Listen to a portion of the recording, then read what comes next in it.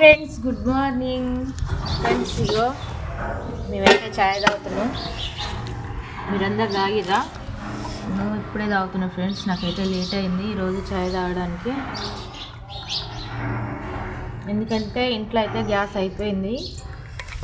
పిల్లలైతే ఉదయమే లేచి స్కూల్కి వెళ్తారు కాబట్టి 7 గంటలకే ఇంకో వంటలు చేసేసరికి ఈరోజు గోకరకాయ అన్నం పొయ్యి మీదనే చేసిన, అందుకనే లేట్ అయింది.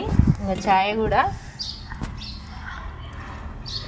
మీకు ఇగో మా కోడలు అయితే ఇగో టైంకి వచ్చింది.